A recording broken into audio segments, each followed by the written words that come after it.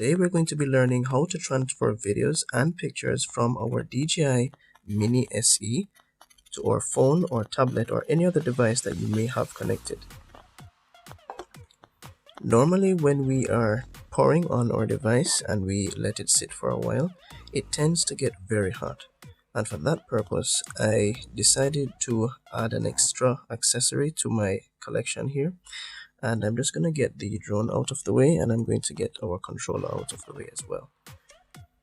Now, if we take a close look, what we have here is called a chill pad or a cooling pad. Now, this is originally designed for your laptop that might have a little bit of issues cooling itself. So essentially what this thing is it's just composed of two fans, one on the left and one on the right. And it sucks air from the other side through these holes, and it cools whatever you have sitting on top of it. Now I've had this for a little bit, so that's the reason why you'll see these two different color cables and this tape right here. So I've had it for like 4 years maybe, so it's a pretty strong product. At the ending of the video we'll talk more about price. So what I like to do is I like to take this end and I'd like to plug it into the charging hub that we looked at in the previous video when I looked at the Mini SE. If you have not seen it, I'll have a link pop up right at the top here. You can go check that out. So I'm going to plug this end here into the charging hub, and if I bring it closer, you should be able to hear that fan, those fans turning inside. So it will do a super job at keeping this drone very cool. So what I want to do is I want to power it on, and of course we do that by tapping and holding. So it's let that camera calibrate again as usual. The motors do a little twitching, but that's fine. And now we are going to set it over one of the fans. Now my experience has taught me that this drone won't be able to sit over the two fans because of course it's not long enough. So I just let it sit on one of the fans, and it does a very good job at keeping it cool. If you have another cooling pad at home that you can use or another chill pad, then sure, you can throw it in, and you make sure that the surface below is nice and clean. As usual, while it is flashing rapidly like this, the color green, we know that it is in pairing mode and it has not yet connected to our controller.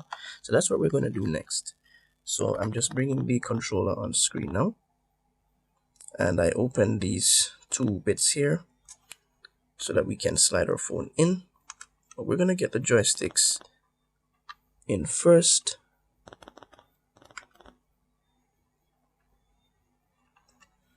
And now that they're in, we can get the USB connection in. Now I have an Android phone that is C-type for the connection. So I'm just going to use the square end here. I'm going to use a square end here to insert in our controller. And then I'm going to take this end and I'm going to insert it in the phone that I have, which is right here. There we go. And I'm just going to slide this bit in and slide this bit in as well. And we are nearly there. So now we're going to power on the controller. We do that by double tapping and hold. So it's okay. We heard the beep. So now it's connected. And what we also want to do is we want to tap on the Dji Fly App, which is right here. So this is assuming that you've gone out flying, you've captured your videos and your pictures, and now you just want to get to them. Alright, so I'm just going to do a close-up so that you can see much clearer what each option looks like and how they function.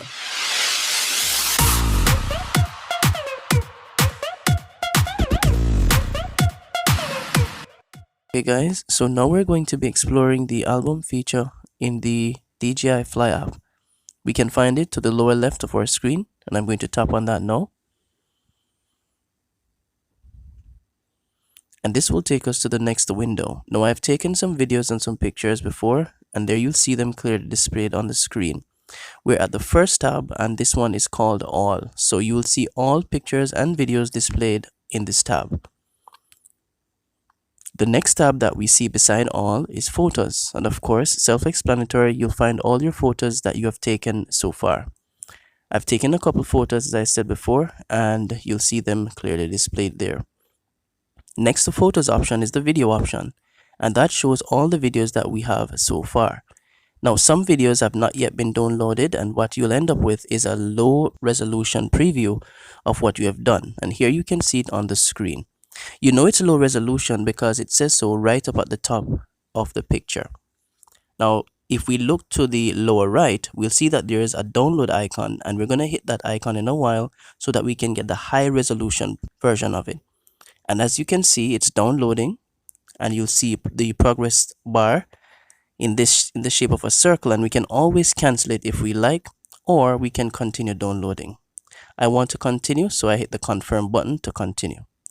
Now, while that is downloading, you should know that we can download multiple files at the same time.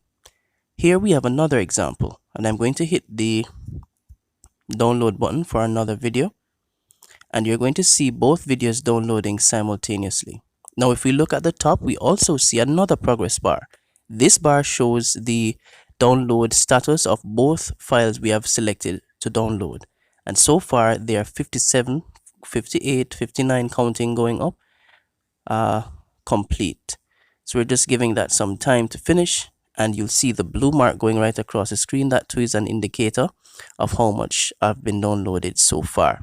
We can download multiple files, as I said before, so you can be using the app to do something else while this is happening.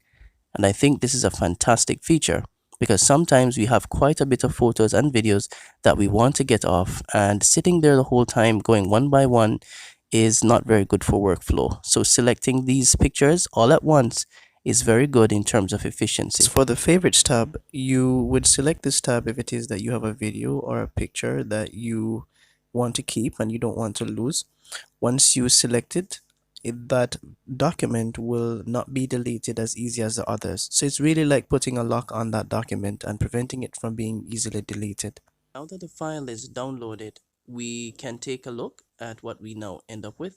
And as you can see, the colors are a lot more vibrant, the highlights are a lot more bolder, and the image looks a lot more well composed. So this is the final product after we have downloaded the image. Now that we've gotten to the ending of the video, if you're still thinking about buying the cooling pad, here's some extra information for your benefit. After checking eBay and Amazon, I've realized that the price range for this thing can range anywhere between $15 US to about $89 US for the ones that are extra fancy. Personally, it really doesn't matter whether or not you get one of those expensive ones, just make sure that it works and it's durable enough. If you have any further questions about the DJI Mini SE, don't be afraid to drop them in the comment section below. And for those of us who are new to the channel, remember, like, share and subscribe. Dung Drones, over and out.